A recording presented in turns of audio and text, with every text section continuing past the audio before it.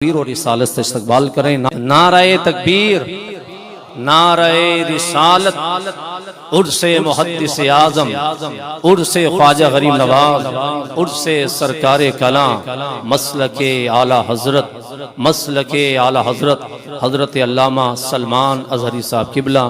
نعرہ تکبیر، نعرہ رسالت۔ یہ بتاؤ، ابھی آپ مجھ سے پیشتر حضرت علامہ سید غلام محی الدین صاحب سے حضرت محدث اعظم ہند رحمۃ اللہ علیہ سرکار کلاں کے متعلق سن رہے تھے، حضرت علامہ مولانا غفران صاحب سے سن رہے تھے۔ یہ بزرگوں کے جو واقعات سنا رہے تھے تو یہ کیوں سناتے ہیں؟ کہانیاں نہیں ہیں، جب ہمارے بچے سنتے ہیں تو ویسا عمل کرنے کا جذبہ بڑھتا ہے۔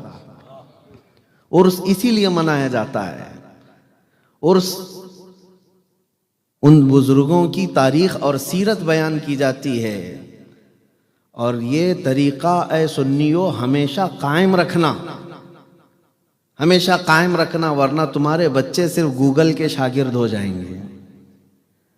جو پوچھیں گے یہ مولانا گوگل سے پوچھیں گے، اور بعد میں ان کو ایسا لگنے لگے گا کہ ہم تک دین بھی جو ہے مولانا گوگل نے پہنچایا۔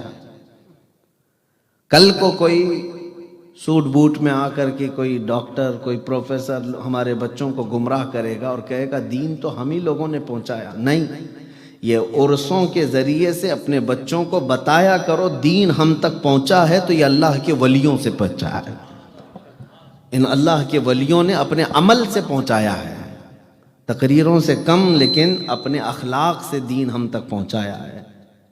میرے عزیزو، یہ اعراس، یہ عرسوں کی تقریبیں ہم صرف اور صرف نیاز کھانے کے لیے نہیں کرتے، بلکہ ان بزرگوں کی سیرت سیکھنے کے لیے۔ آپ کو پتہ ہے پوری دنیا میں یہ رواج ہے، پوری دنیا۔ اب تو موبائل کا زمانہ آ گیا، یہ رواج چھوٹ گیا ہے اکثر لوگوں سے، لیکن پرانے زمانے سے ایک رواج چلتا تھا کہ چھوٹے بچے جو گھر میں ہوتے تھے وہ کہانی سننے کے شوقین ہوتے تھے۔ ہم تو سنتے تھے ہمارے بڑوں سے، ماں بھی کہانیاں سنائی ہیں، باپ بھی سناتے رہے۔ سونے کے وقت بچوں کو کوئی نہ کوئی کہانی سنائی جاتی تھی، کبھی دادی سناتی، کبھی نانی سناتی۔ یہ مشہور تھا رواج۔ اب موبائل کا زمانہ آ گیا، نانی بھی گئی، دادی بھی گئی، بچہ موبائل دیکھتے دیکھتے سو جاتا ہے۔ لیکن یہ کہانی کیوں سناتے تھے؟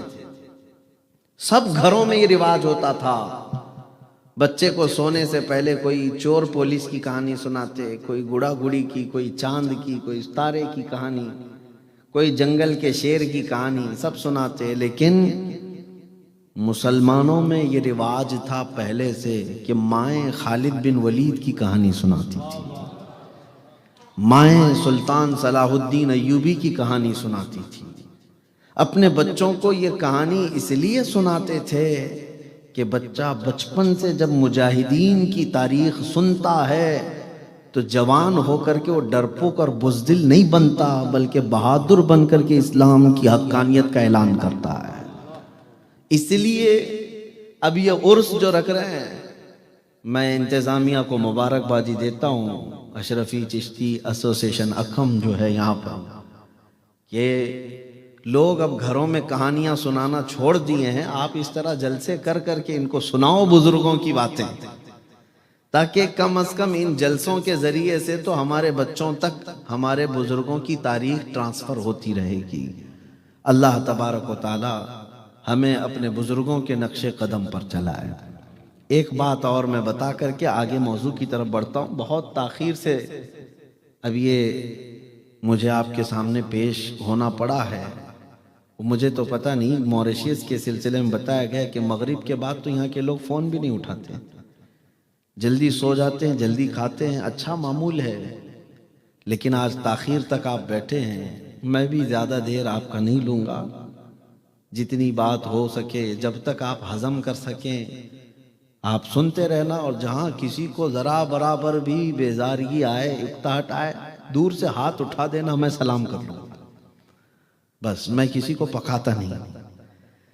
ایک بات میرے والد بزرگوار فرمایا کرتے تھے، یہ بہت پتے کی بات ہے، فرماتے وہ سرکار مفتی اعظم ہند رحمۃ اللہ علیہ کے مرید اور خادم رہے میرے والد حضور حافظ ملت کے شاگرد، فرماتے کہ جو بزرگ دنیا سے جا چکے ان کی پیروی کرو۔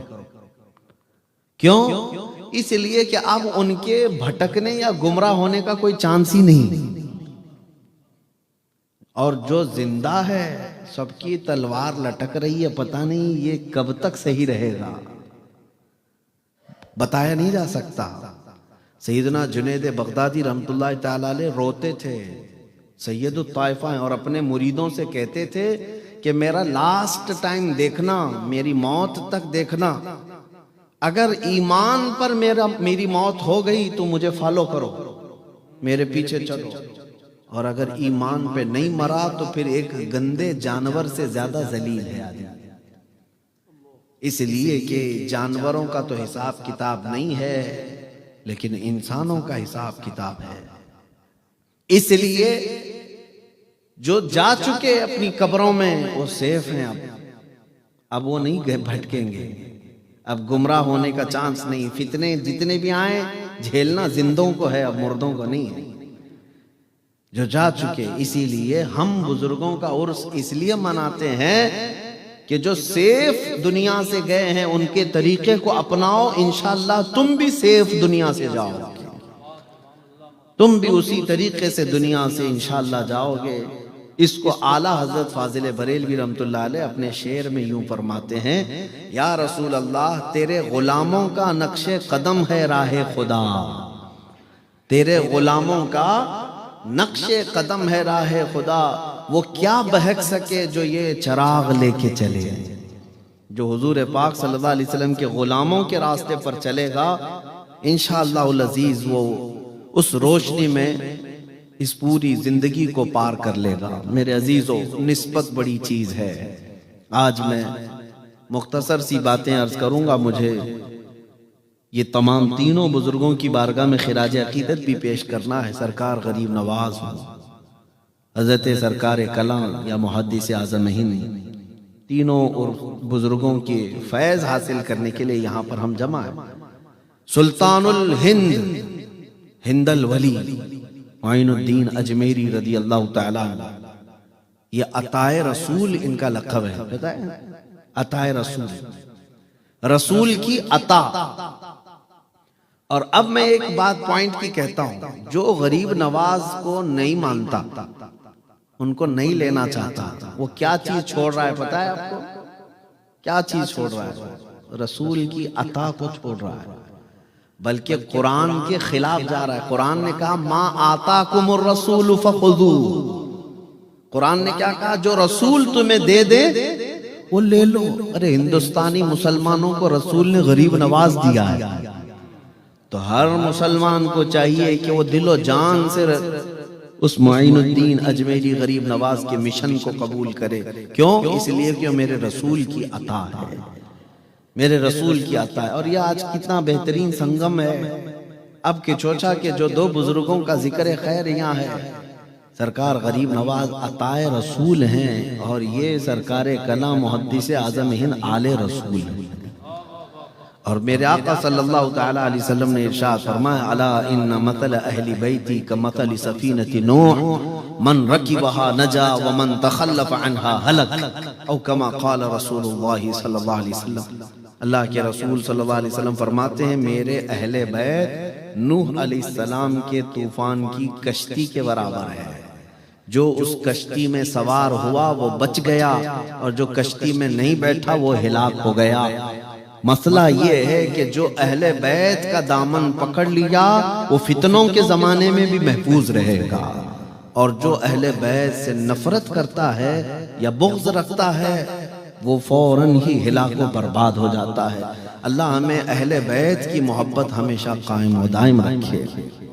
میرے عزیزو، سرکار غریب نواز رضی اللہ تعالیٰ عنہ اور یہ تینوں بزرگوں کی ایک مشترکہ بات، کامن بات، جو ہمارے لیے عمل کرنے میں بہت ضروری ہے، عمل کرنا ہمارے لیے آسان بھی ہے۔ دیکھیں آپ کو ایک بات میں بتاؤں، ان کو جو کچھ بھی مقامات ملے کس وجہ سے ملے؟ کس وجہ سے ملے؟ یہ پوری دنیا میں چمکے اور آج تک چمک رہے ہیں، وجہ کیا ہے؟ ایک ہی وجہ ہے، ایک ہی وجہ۔ کہ جو ان کا ہو گیا وہ زمانے کا آقا ہو گیا. جو رسول پاک صلی اللہ تعالی علیہ وسلم کا ہوا وہ زمانے کا آقا ہوا. غریب نواز ہندوستان اپنا وطن چھوڑ کر کے گھر بنانے نہیں آئے تھے، مائیگریٹ کر کے اپنا محل بنانے نہیں آئے تھے. وہ ہندوستان آئے تھے تو عشق رسول پھیلانے کے لیے آئے تھے، لوگوں کے دلوں کو چمکانے کے لیے آئے تھے. اور جب تک انہوں نے یہ کام کیا ہے، دیکھیں 800 سال گزر گئے، آج بھی کام ان کا ٹھنڈا نہیں پڑا. حکومت اب بھی سب کے سینوں پر ویسی ہی جاری ہے. محدث اعظم ہند سرکار کلام اعلیٰ حضرت امام اہل سنت، انہوں نے زندگی پر جو کام کیا وہ کیا کیا؟ میرے رسول پاک صلی اللہ تعالیٰ علیہ وسلم کی محبت پھیلانے کا کام کیا. اور جب تک بندہ یہ کام کرتا رہے اللہ اس کے نام کو ہمیشہ زندہ رکھتا ہے. اعلیٰ حضرت بریلوی فرماتے ہیں رضی اللہ تعالیٰ عنہ، بے نشانوں کا نشان مٹتا نہیں، مٹتے مٹتے نام ہو ہی جائے گا. ہاں، جو بے نشان ان کا نشان مٹتا نہیں، نہ مٹتے مٹتے نام ہو ہی جائے گا. سرکار غریب نواز رضی اللہ تعالیٰ عنہ کو غریب نواز کیوں کہتے ہیں؟ میں جو بات کہہ رہا تھا وہ کیا ہے؟ تینوں بزرگوں کی کامن چیز وہ کیا ہے؟ تینوں بزرگوں کی مشترکہ چیز جو آج مجھے آپ کے سامنے کہنا ہے وہ کیا ہے؟ امت مصطفیٰ صلی اللہ علیہ وسلم کی فکر کرنا. یہ آج میرا میسج ہے آپ کے لیے. رسول پاک صلی اللہ علیہ وسلم کی امت کا خیال کرنا یہ بزرگوں کی خاص عادت ہے جس کی وجہ سے ان کو بلند مقامات ملتے ہیں. آج امت مصطفیٰ کی فکر نہ کرو گے تو حدیث سن لو. قال رسول اللہ صلی اللہ علیہ وسلم من لم یہتم بامرنا فلیس منا. جس نے میری امت کے بارے میں نہیں سوچا وہ مجھ میں سے نہیں ہے. حضور پاک صلی اللہ علیہ وسلم نے فرمایا کہ جو اس حال میں صبح کیا کہ میری امت کے بارے میں کچھ سوچا نہیں وہ میری امت میں سے نہیں ہے. ہر ایک کی ذمہ داری ہے کہ امت مصطفیٰ کی فکر کرو. جانتے ہیں ایک دعا ہے جس کے متعلق فرمایا گیا بندہ جب یہ دعا کرتا ہے تو رسول اللہ فرماتے میری شفاعت واجب ہے اس پر. وہ دعا کیا ہے؟ اللہم ارحم امت محمد صلی اللہ علیہ وسلم رحمتا عامہ، اللہم اغفر امت محمد صلی اللہ علیہ وسلم مغفرتا عامہ. یہ دعا بندہ کوئی بھی کرے رسول پاک صلی اللہ علیہ وسلم کی شفاعت اس پر ضروری ہو جاتی ہے. وہ کیا ہے؟ یہ دعا کرے اے اللہ محمد صلی اللہ علیہ وسلم کی امت پر رحم فرما، عام رحمت فرما. دوسری ہے اے اللہ امت محمدیہ کی عام بخشش فرما دے. بتائیے دعا تم حضور کی امت کے لیے کر رہے ہو اور رسول راضی ہو رہے ہیں. رسول پاک صلی اللہ علیہ وسلم کی رضا اگر حاصل کرنا ہے امت کی فکر کرو. امت پوری دنیا میں آج لوگ جس طرح سے آج امت کے احوال کو اگنور کر رہے ہیں، کیئرلیس جس کو کہتے ہیں، کسی کو خیال نہیں، سب اپنوں میں مصروف ہیں، یہ امت کی خاصیت نہیں ہے. یہ امت کی خاصیت نہیں. قرآن میں اللہ نے اپنے رسول کی جو صفت بیان کی کیا ہے؟ لقد جاءکم رسول من انفسکم عزیز علیہ ما عنتم. میں نے آیت یہ پڑھی، اللہ فرماتا ہے اے لوگو تمہارے پاس ایسا رسول آیا جس کو تمہارا تکلیف میں پڑنا گوارا نہیں. تم اگر تکلیف میں آ گئے تو رسول کو برداشت نہیں ہوتا. اور اس رسول کو اللہ فرماتا حریص علیکم بالمؤمنین، وہ صرف تمہارے ایمان کی طلب رکھتے ہیں. رؤوف الرحیم، نہایت نرم دل والے رحم کرنے والے رسول تمہارے پاس آئے. وہ ہمیشہ امت کی فکر میں رہ گئے، امت کی فکر میں رہ گئے. اور جو آج بھی امت کی فکر کرتا ہے رسول اس سے راضی ہو جاتے ہیں. میرے آقا صلی اللہ علیہ وسلم اس سے راضی ہوتے ہیں. غریب نواز پوری زندگی حضور کی امت کی خدمت کرتے رہے، 90 لاکھ لوگوں کو کلمہ پڑھایا، تو کیا رسول ان سے راضی نہیں ہوں گے؟ امت کی فکر آج کرو گے. تم چل کر کے جاؤ، کسی ایک کو بھلائی کا حکم دے دیا، برائی سے کسی ایک نوجوان کو روک لیا، تم سے اللہ کے رسول راضی ہو جائیں گے. بہت سارے لوگ مجھ سے وظیفہ پوچھتے ہیں، اللہ کے رسول کا دیدار کرنا ہے.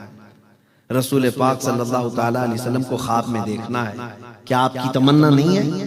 کون سا ایسا مسلمان ہے جس کی تمنا نہ ہو؟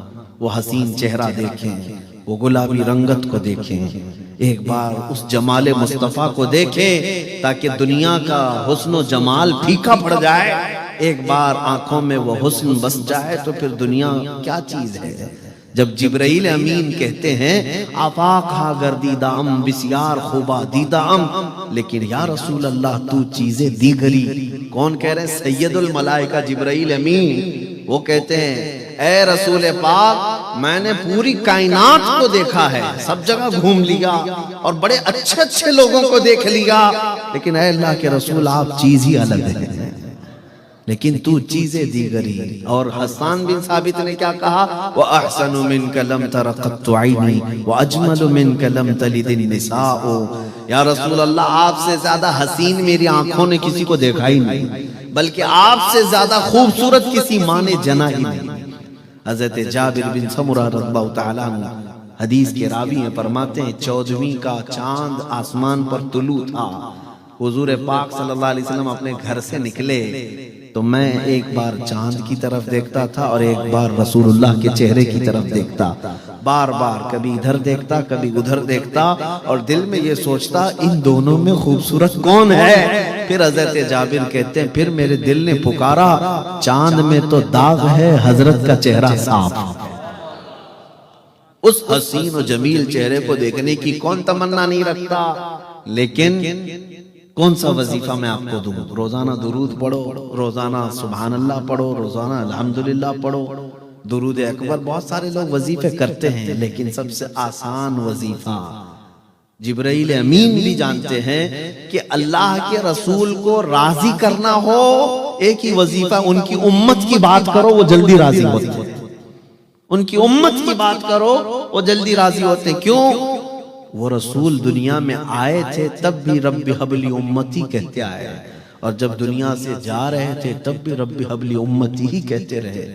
تو جس رسول کو امت کا سب سے زیادہ درد ہے، احساس ہے، آج بھی جب ان کی امت کی کوئی فکر کرتا ہے تو وہ رسول اس سے راضی ہوتے ہیں، اور جب وہ راضی ہو جائیں تو پھر تمہیں کسی بڑے وظیفے کی ضرورت نہیں، وہ خود ہی اپنے جلوے تمہیں دکھانے کے لیے آئے انشاءاللہ۔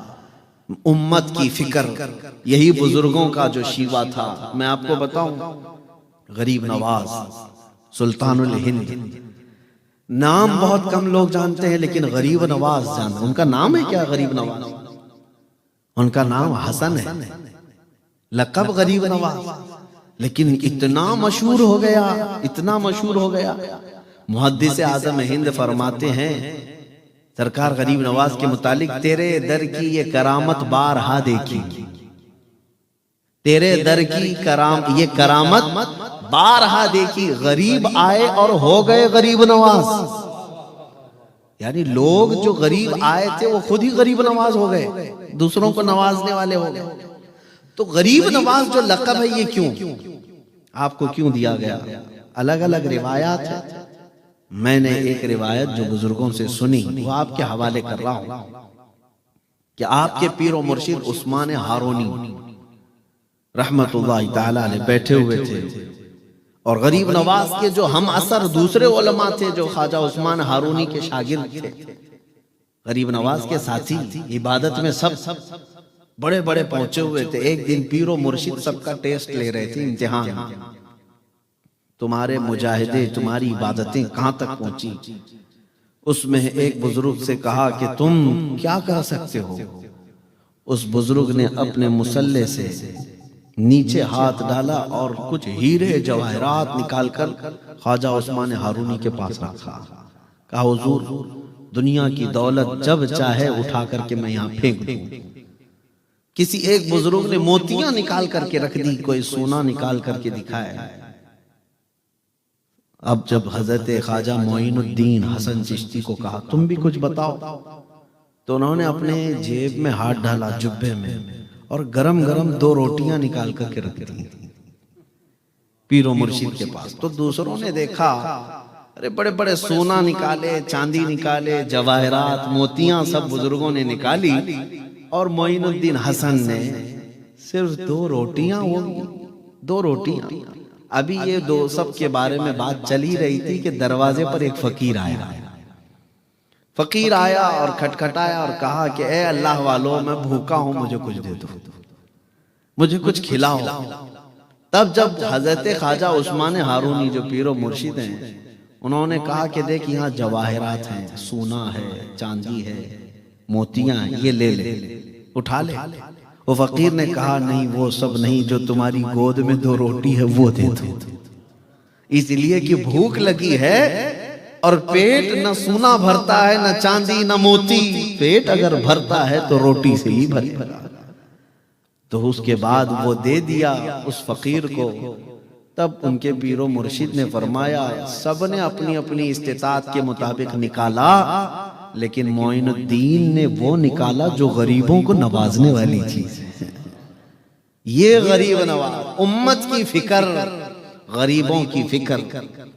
یہاں تک کہ اجمیر معلیٰ میں بیٹھے ہوئے ہیں، ہر جمعرات کو سرکار غریب نواز روزہ رکھتے تھے.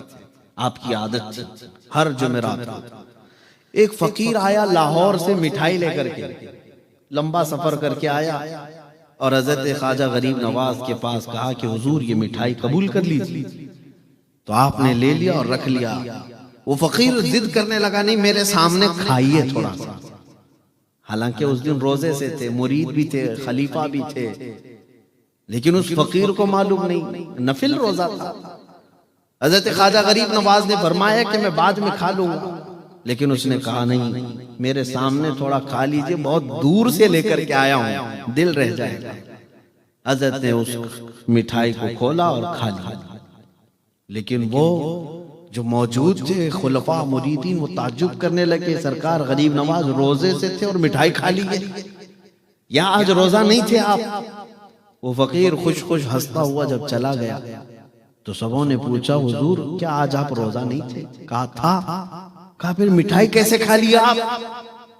تو سرکار غریب نواز نے فرمایا میں جانتا ہوں یہ نفل روزہ ہے، قضا کر لوں گا، اس کا دل ٹوٹتا تو کیسے جوڑتا.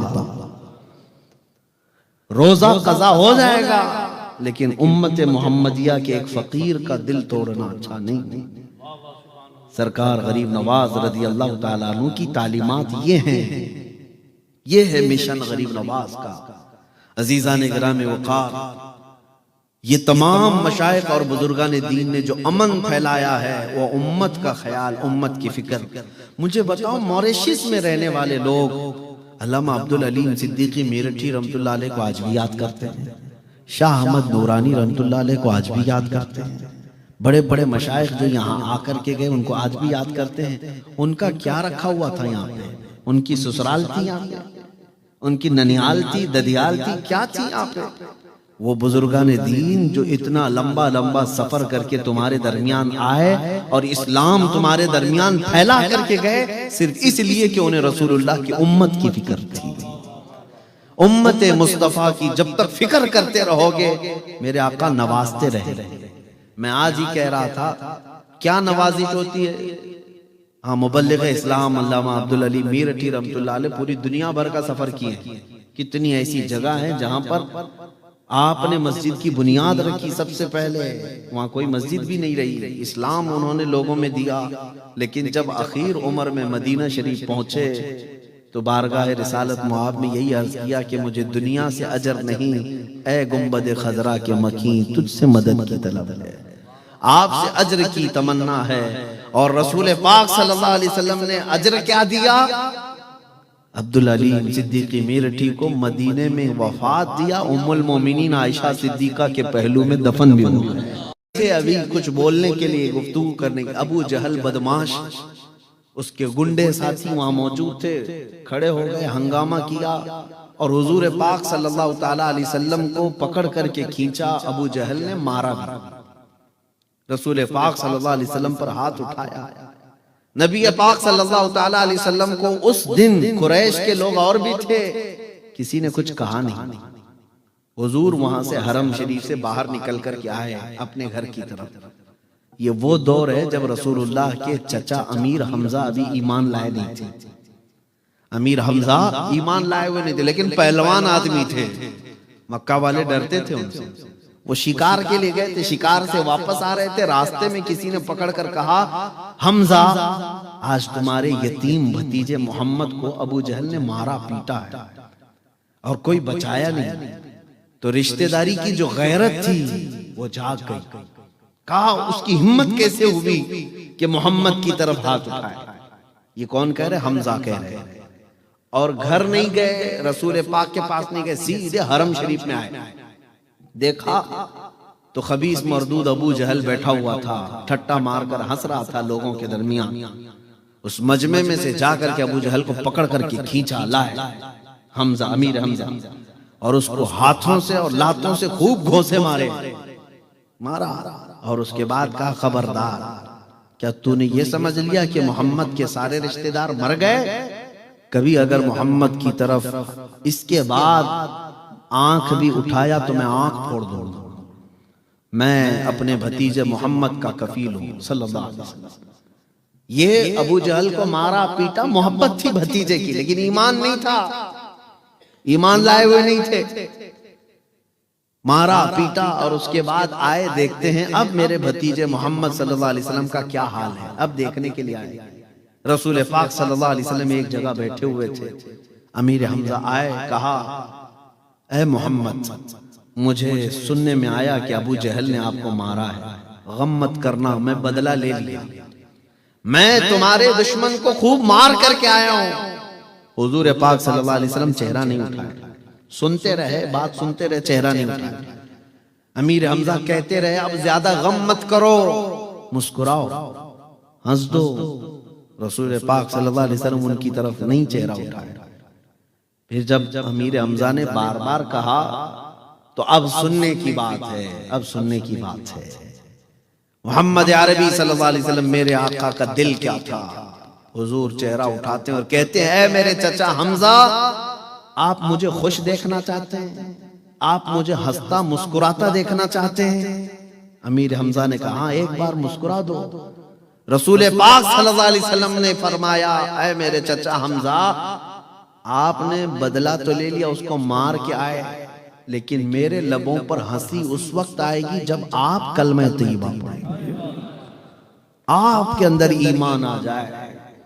امیر حمزہ نے اس دن پکار کر کہا اشہد ان لا الہ الا اللہ واشہد ان محمد رسول اللہ۔ وہ کہتے ہیں دنیا کا کوئی عام انسان ہو تو اپنے دشمن سے بدلہ لیتی خوش ہو جاتا، امیر حمزہ کہتے ہیں اس دن میں جان لیا کہ یہ اللہ کے سچے رسول ہیں، اپنے نفس کے لیے نہیں جیتے بلکہ اللہ کے بندوں کے لیے، ان کی ہدایت کے لیے میرے آقا یہاں پر آئے۔